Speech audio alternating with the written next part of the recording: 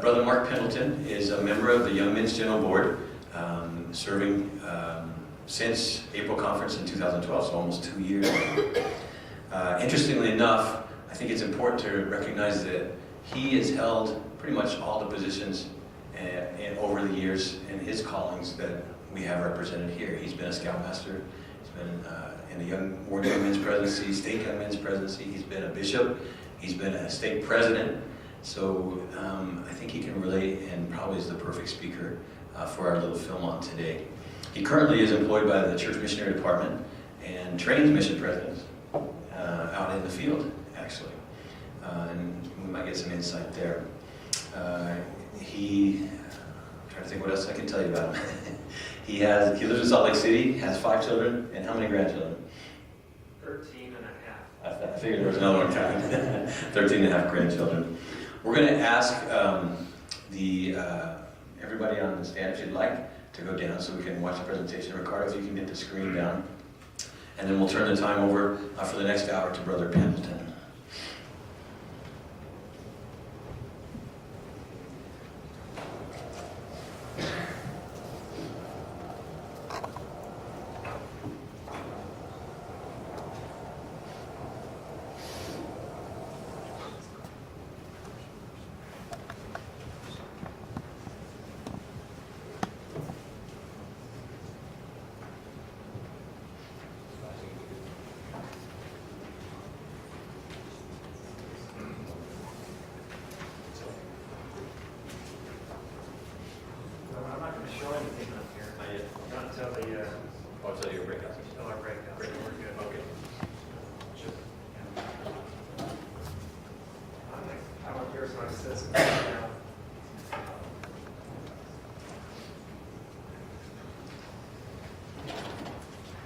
It's interesting, when I was stake president, I was sitting next to my bishop. I knew I was going to be released in 2 weeks, and so I was sitting next to the bishop, and I said, "Bishop, I understand you're going to be getting a new scoutmaster." And he affirmed to me before the sacrament meeting started, and I said, "Do you think you could wait a few weeks till I'm released?" And he did. And I remember after I was released for 2 weeks, I got this call from the executive secretary. I hadn't had one of those calls for a long time. And he says, "The bishop would like to meet with you." And at that time, I knew what was coming. He says, "Could you and your wife come down and meet with the bishop?" And I actually got scared, knowing that he was going to invite me to be the scoutmaster. It's the only calling I've ever asked for. And I felt like I could do it while he would still listen to me. But was able to serve as a scoutmaster right after serving as a state president. Just thrilled to have that opportunity. On my way down, or up from Salt Lake, I had about an hour drive. And I don't know why, but the whole time up, I was singing some songs. And have any of you been to Camp Tracy? What camp do you have here that would be for the Cubs? Okay, same thing. So anyway, I'm thinking back 50 years now, and I'm singing these songs from Camp Tracy, and I know they sing the same ones everywhere else, and I'm going, "Oh, the water up at Tracy, they say is mighty fine. The cold comes out in ice cubes, the hot can melt a dime." Any of you sing that?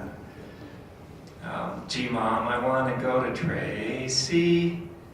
Gee, Mom, I want to go to camp." You know, and that, I just was singing that all the way up, and we're all familiar with, "Do your ears hang low? Do they wobble to and fro? Can you tie 'em in a knot? Can you tie 'em in a bow?" And I don't know why, but I just, then I started thinking about my experience up there at Camp Tracy, and they've got a swimming pool there. It's the coldest water on earth. And the boys don't want to go there swimming just for fun. But it was interesting. My parents had taught me how to swim. So at 8 years old, they have this competition there where it's swimming races, and you get a little trophy. And so I remember that was my first opportunity, and I dove in that race, and won my first swimming trophy.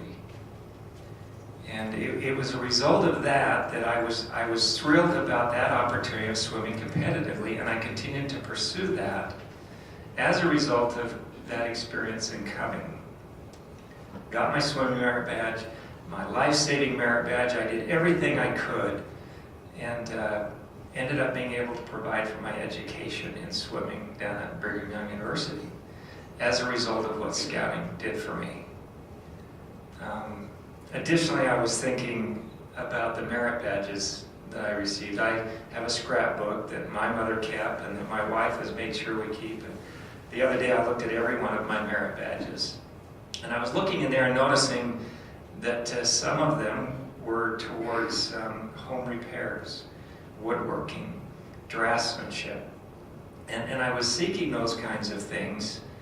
And interestingly enough, I had such an interest in doing those kinds of things, I became a general contractor, which I did for 36 years. Now, I believe strongly that those interests began in Scouting.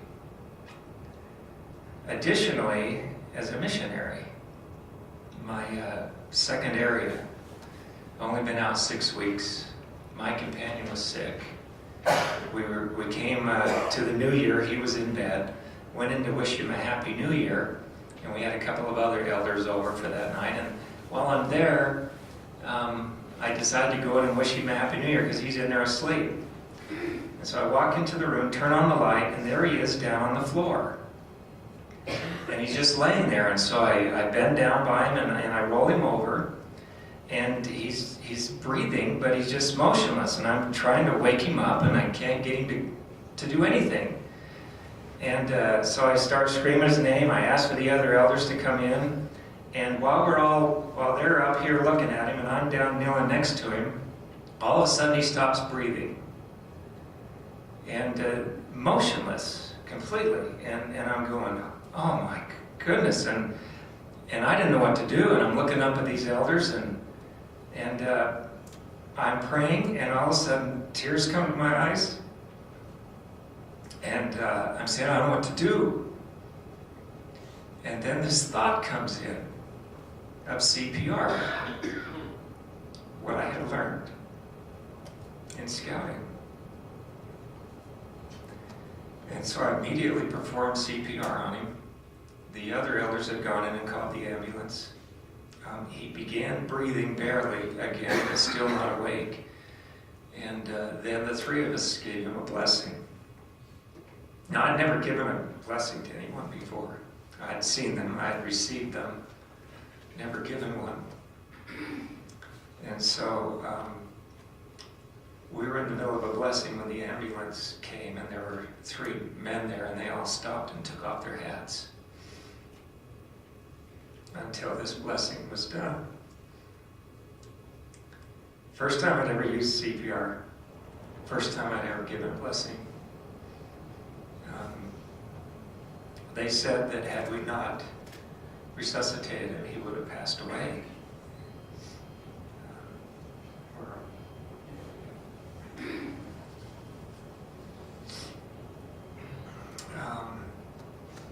He eventually went home from his mission, halfway through his mission, and died a few years later from some health issues. But I just want to bear testimony that more important than getting the Eagle, which I did achieve, but I only had 21 merit badges. That was it. Did receive my Eagle, but more important than the Eagle, I believe, are the things that I gained from that experience, and the things that I learned from those merit badges, and from those things that I learned in the campsite. And I believe that I did learn how to do hard things. And I believe that I did learn resilience.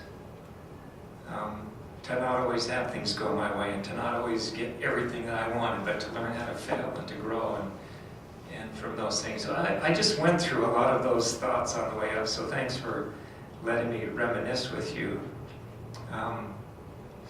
General contractor, raised my family in it. My boys worked with me on the jobs, had them do a lot of grunt work. And when they had a chance to go to college, they says, there is no way we're going to do construction. And so they went into other fields.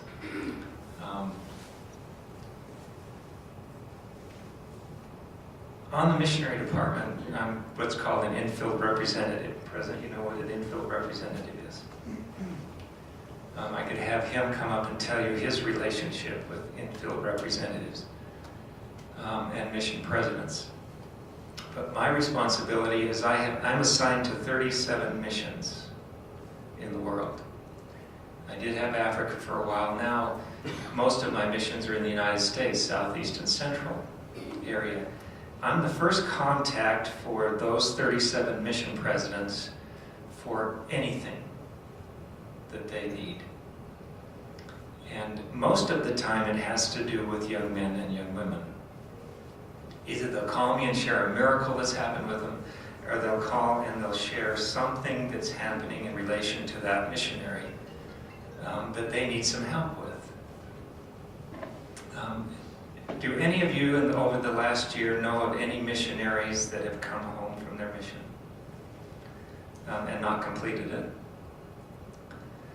Or we will know a relative or someone like that. So I'm involved in that, in helping those decisions when a missionary comes home. And often it happens on preparation day. We're a torn ACL playing basketball or something like that, or soccer or whatever it is. There's medical things where you just come home, you get better, you come back out. But then we're also working with missionaries who come out and they're just not very resilient. They get called on their mission and they go out there and it's just not fun. I had one sister that was serving up in Canada, and her mission president interviewed her and she said, my goodness, my companion's working me hard. We even had to work on Saturday and Sunday. And she actually thought that it was a 5-day work week. And so, there are some missionaries that will get a call, and all of a sudden they find themselves in this really exotic place on a reservation in North Dakota, going down a dusty street, and they're just really not very happy about that experience. They had had dreams of being somewhere on the beach somewhere, or I don't know. I look back at my mission. I served in the California Oakland mission. It was really exotic. My family and I had just been there the week before. I got my call on a vacation. And here I am going back on a mission to California. And not exotic, except for the purpose that I was there. And then it became a great experience, because I look back on that experience with my second companion as a tremendous growing experience. 4.5 months I was with him. He was sick over half of that time. Gave me a great opportunity to pull out the phone book and call people on the phone tracting. Anybody done phone tracting? I did that. I read all of the standard works, memorized 75 scriptures, took all of these scriptures and did a little one-page report on the chapter before it and the chapter after, so I could learn about that scripture. Do you think I'm angry at that elder? Because of the opportunity that came to me to grow and to strengthen my testimony and to be ready for the rest of my mission. We're not seeing that as much. We're not seeing as much resilience out in the field. And that's got to come from here, and it's got to come from scouting, and it's got to come from the Quorum experience. And it starts in Coving. And interesting that we call them den mothers at that age. That's because they need that. They need to have a mother figure to help and guide them, and the whole program is pretty well laid out. You get into scouting, and what do you have? A scout master. He knows what he's doing, but he's still kind of bringing them along. But when you get into venturing, or varsity, what do you have? You have a coach. Coach is teaching, but the young men are out on the field doing the work. And they're making plans. And so you can kind of see how the family of scouting moves forward, and how that we can give these young people experiences. Who could stand up and share with me the purposes of the Aaronic priesthood? Present. Brother, you can do this too. We actually turned this into a pledge, right? How many can repeat the pledge? I'd like to hear it. Our pledge goes something like this. I choose to be successful in life. To ensure my success, I will become converted to the gospel of Jesus Christ and his teachings. I will serve faithfully my priesthood callings. Excuse me, I will serve. Somebody help me. Bishop? I will serve. Did you say I will do meaningful service? Is that number 3? Serve faithfully in priesthood callings. Thank you. I will serve faithfully in my priesthood callings and fulfill the responsibilities of my priesthood office. I will give meaningful service.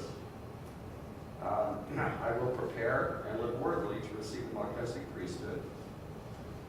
I will prepare to serve an honorable full-time mission. I will obtain as much education as possible. I will give proper respect to women, girls, and children. What am I missing? Worthy husband and I will father. prepare to become a worthy husband and father. To help me achieve these objectives, I will learn and do my duty to God, and in the process become a true disciple of the Lord Jesus Christ, knowing that I can do all things through Christ, which strengthens me. Thank you. I really like that. These brothers could do that better than I could. Thank you. Who can tell me, based on the handbook 2, why is the church involved in scouting?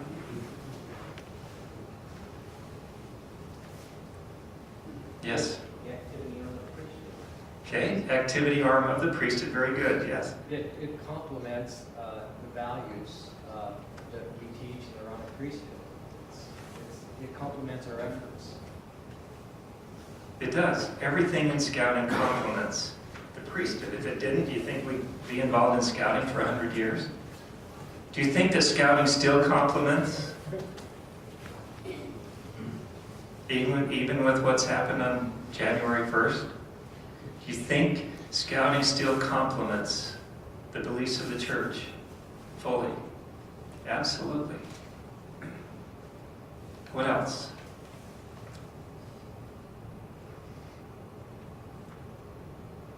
Yes? I think scouting provides a structured means where the young men can practice what they learn on Sunday, where they can put in, actually take the teachings and go out and actually do them. Exactly. Go ahead, one more and then I'll add Well, to that. at Philmont, at Camp Bartlett, they said it helps bring young men come to Christ and helps them make and keep sacred covenants. Absolutely. They clear back in 1904, there was a book published, a priesthood book, that said they were losing young men at what age, do you think? 14. They were becoming interested in other things. And that sermons were boring to them. And that singing the songs and all of those other things that they were doing were not exciting to them anymore. And clear back in 1904, a book was published that said that they needed to find a way to experience the things that they're learning on Sunday. And that's exactly what scouting says. Why the church has implemented scouting is to put into practice the things that we're learning on Sunday. And I sat at breakfast and heard some brethren talk about reflections and the benefit that was coming as these young men were having reflections about the activities they participated in the day. And that in almost every case it ended up to a spiritual reflection and even to studying the scriptures in their tents. And so I love the principle of getting an eagle, so don't take me wrong here. But if our young people are not gaining the experiences they need to be good priesthood holders and to learn their duties in the priesthood And to be able to go forward as President Beach just shared with us, to go forward and be converted to the gospel of Jesus Christ and live its teachings. You know, I think of the sacrament prayers, and it talks about in order to have His Spirit with us, we need to keep His commandments. Are we keeping the commandments because we love living the gospel? Because we enjoy that walk? And to help these young men find joy in the walk of service and duty. I think of Moses when the Savior appeared to him. Moses, thou art my son, and I have a work for you to do. And he had some great responsibility to go and do. So become converted to the gospel of Jesus Christ and live its teachings.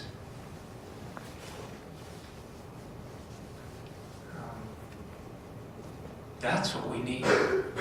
If we're going to have missionaries come out into the mission field at 18, then we can start really early to help these young people gain testimonies of the gospel through scouting and through priesthood experiences.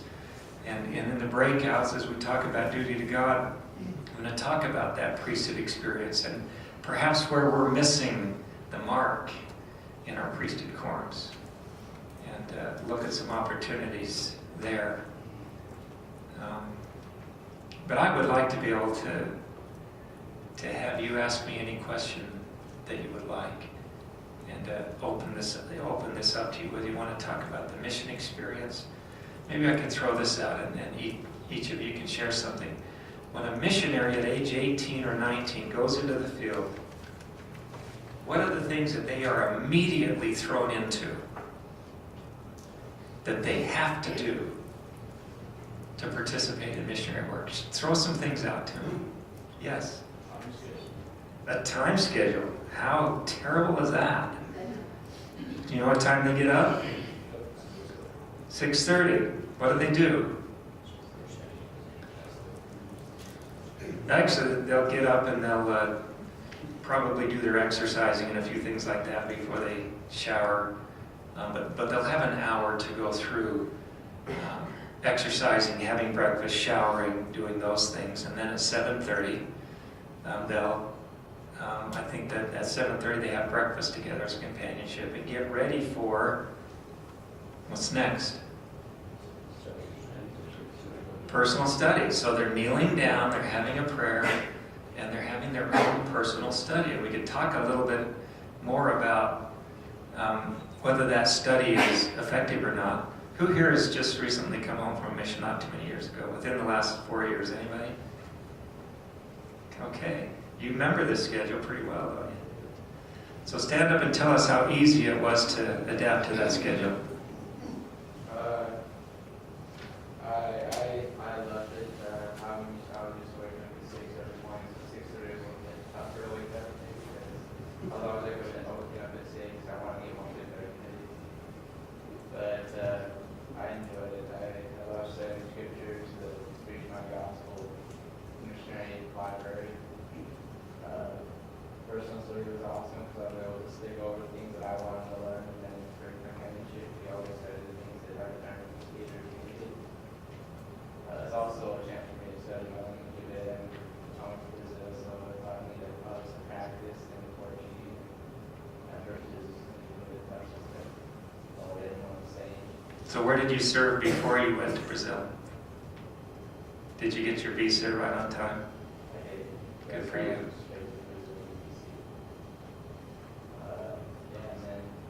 Then we had our language study, so I was studying words.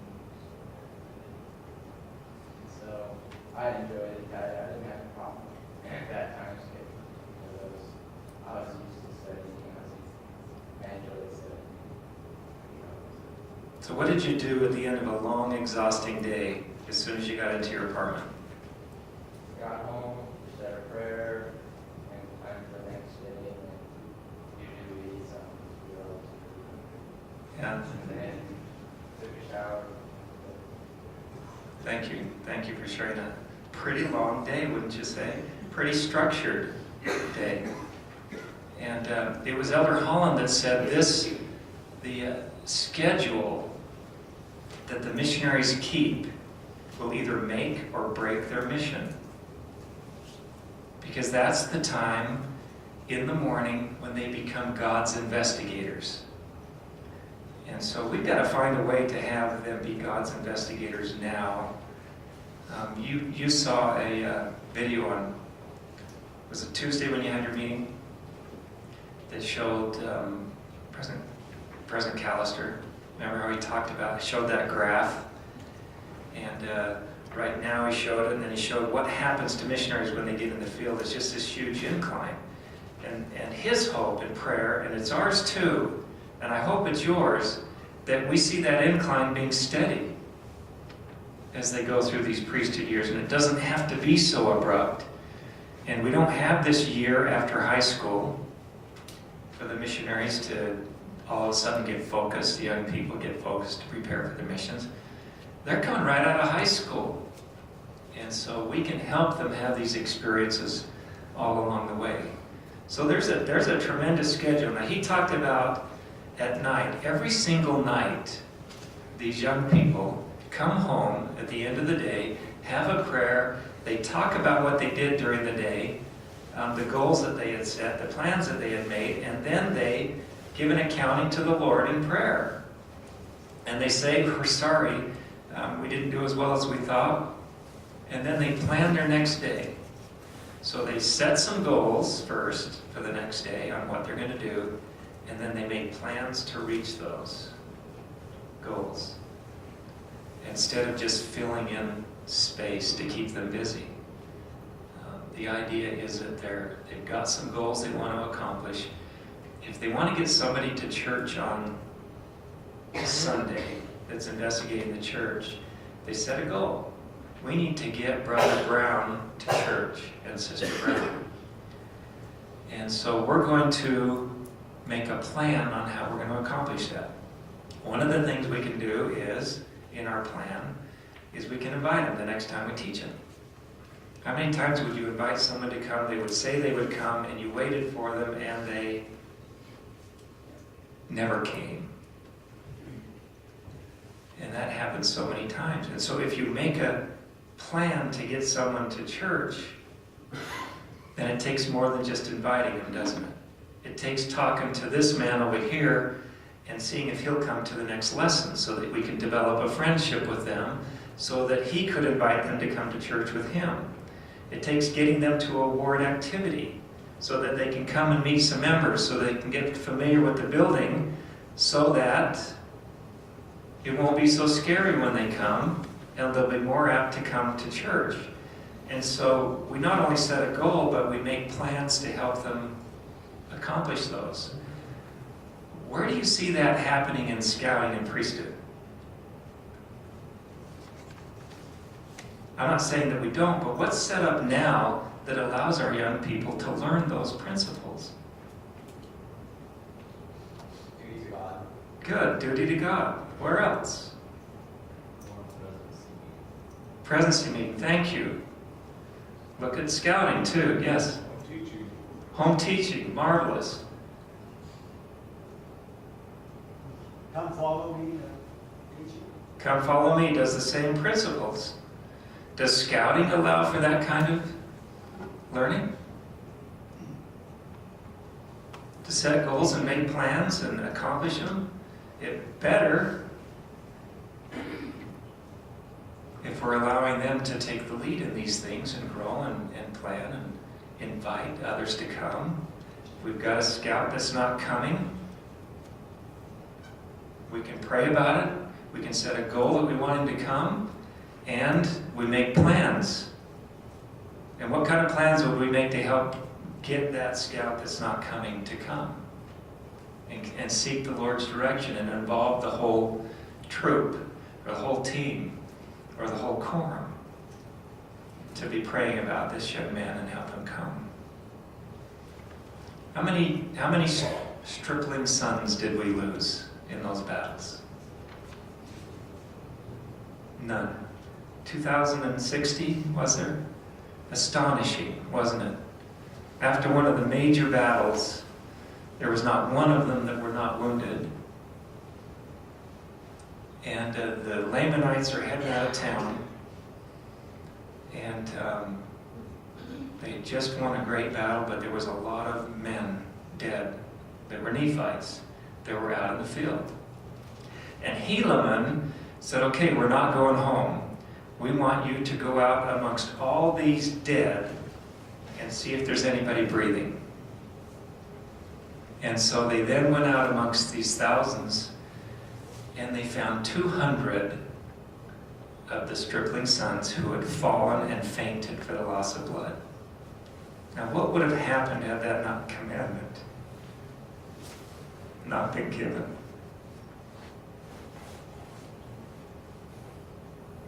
To go out and go through every single person out there, we wouldn't have had 2,060. And so we can use our scouting experience and our priesthood corps experience to rescue. And sometimes it takes an assignment, and that's not all bad. To have these young men be thinking about it, to praying about it, and who cares if it's an assignment? I've been in so many meetings where these individuals that became active again and are serving said, I'm so grateful that I was a name on a list that somebody prayed over and came about. And so we can use scouting in this valuable way to hasten the work of salvation, to reach out in the community to any young person, whether they're members or not. And but it takes a group of young men to, as you did, Elder, to pray to Heavenly Father, to learn that principle, to have Him inspire you, and then to go out and experience the miracles of things that you haven't thought before that come to your mind. So we've got a few minutes. I'd like to, there's a lot of other things that missionaries are involved in. They're involved in with adult leaders in wards right out of the chute. They're getting to know all and visiting them, going to the homes of all the ward leadership. They're attending ward councils. They're calling a ward mission leader every night to let him know how their day went and what their plans are and where they need help. In leadership positions, as district leaders or trainers, they're taking the lead, they're setting the example. I could go on of all the things that missionaries are involved with in a day. And every bit of it matches up with the things that we're striving to teach them. And it's not to force them so they can get their ego before they are past the age. That's not what this is about. It's to help our young people learn to do their duty to God, to learn character, to learn how to be good citizens, to learn how to have respect, to learn some different traits and talents that maybe they can use in a vocation, that they can use to go on and bless other people. That's what scouting is for, and that's what the priesthood is for, and that's what we're starting them in Cubs is for, is to get them focused on something else besides themselves. So they can go out into the field, they can receive the Melchizedek priesthood worthily, they can go to the temple and understand the covenants they're making, and so that they remember Christ in their life because they love Him and they know Him.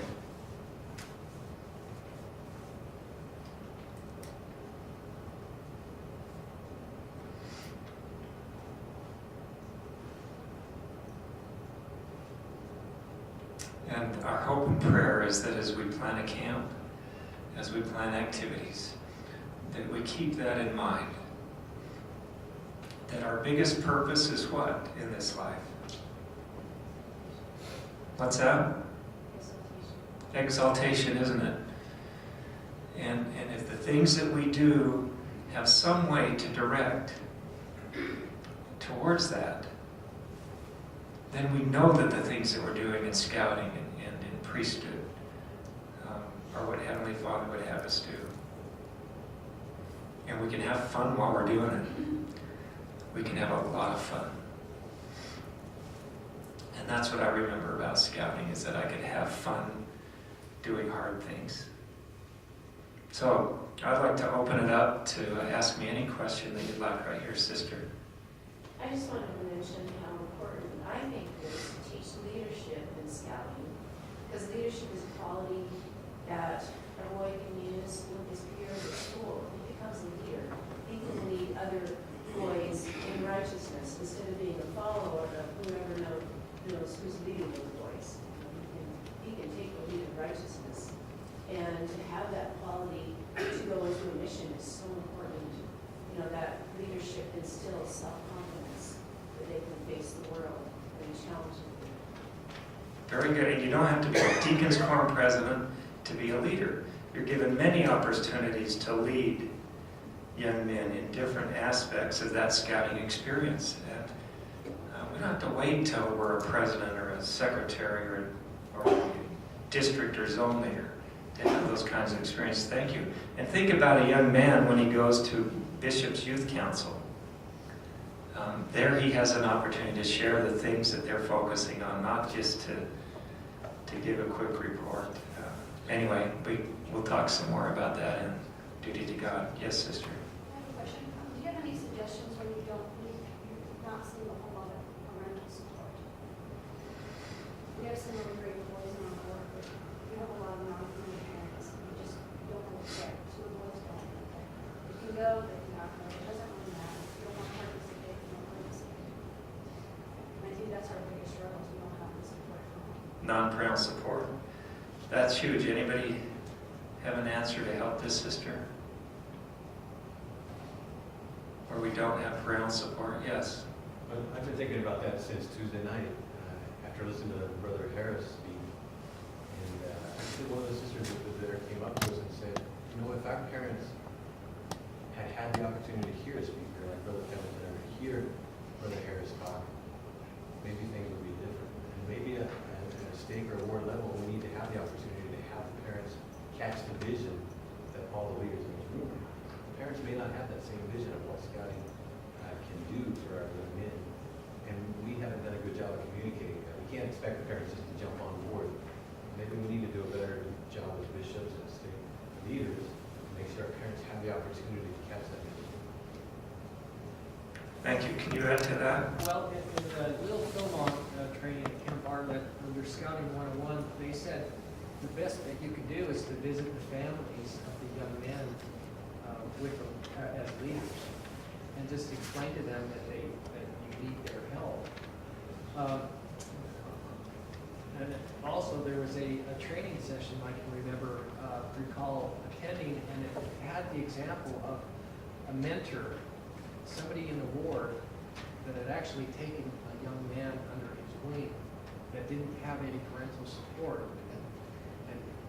And I couldn't believe the commitment that leader had to that young man and his ward to take it out home teaching and to become that support network. And so if there's no parental support, that's when you have to utilize the resources of the ward and the ward council to discuss those assignments, to be able to reach out and help the one. Thank you very, very much. Great comments. Yes, President. I think that Elder Callister's talk had many great quotes, but one that really struck me is he said, with increased vision comes increased motivation. And that's true at every level. And so I agree very much that if we can help a parent gain a vision, then they will feel more motivated. Most parents really do want what's best for their children, so it's the unusual parent that just really doesn't care. So if they don't support it, it's because they don't understand it, they don't see what the benefit. So knowing your sheep and going out and getting to know which parent needs to just know the vision and which parent is overwhelmed with 5 other kids and being a single mom or a single dad, and seeing what that particular parent needs in the way of important to help them, and who might provide that support in the way of an invitation, and having a young man come and invite the other young man so that the parent sees a program, having a calendar so the parent sees. Because I as a parent sometimes am like, gosh, my son says he doesn't want to go to mutual tonight.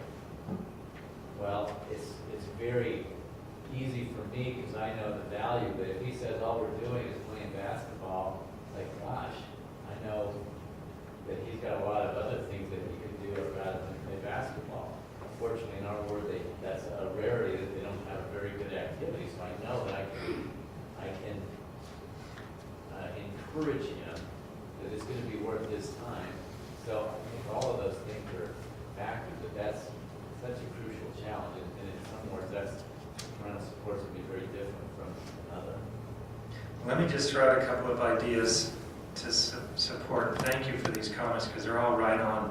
I attended a ward and was in the quorum, and the bishopric came in and pulled boys out one at a time. They'd come back in, they'd go back out in the hall, the next one come back in, and all of a sudden we had a deacon's quorum presidency. And these boys all said, sure, I'll be the president. And I thought, you know, what if the bishopric member was able to invite mom and dad into the office or go to the home of those parents with that young man there and say, we would like to invite your son to be the Deacon's Quorum First Counselor. And here's what's involved in that, and here's the meetings that we're holding, and here's what he'll learn and grow from that. Can you accept that assignment, be the second counselor? Sure, I will. Would you as parents help him to be to these meetings and to be where he should and participate in these activities, as busy as he is and whatever else, and to get the commitment from the parents and the expectation, then that can make that whole experience of a call different. Now take that to the new deacon that's just coming in, and you have an advisor and the deacon's quorum presidency going over to that home and visiting with that new deacon and saying, here's what we're doing. And have that advisor say, Mom and Dad, what are some things that you would like to have your son receive and to gain and to grow with, and find out what their priorities are for their son. And say, we have some things here that can help support you in those desires. Here's what we're doing. Can we have your support to help getting there so we can help sustain and bless you? And I think there's so much more we can do to involve parents, like was said, if the parents know what's happening, if they can give some input, and they do all of them want something good and righteous for their son. Yes, sister? We have really talented parents. They have a lot of really good qualities about them. And I think that some of the scout qualities that are being used, they're using in their jobs, just like you said, what you had in scouts, you took it along with your job. So what about in like opening exercises, inviting the parents to say, to just give a little brief on what they do as in their job and how they involve some of those scout qualities. And that would show the parents that you are interested in them as well, not just the boys. Excellent. And that doesn't have to happen until you become a varsity scout, which opens up, and venturing opens up those opportunities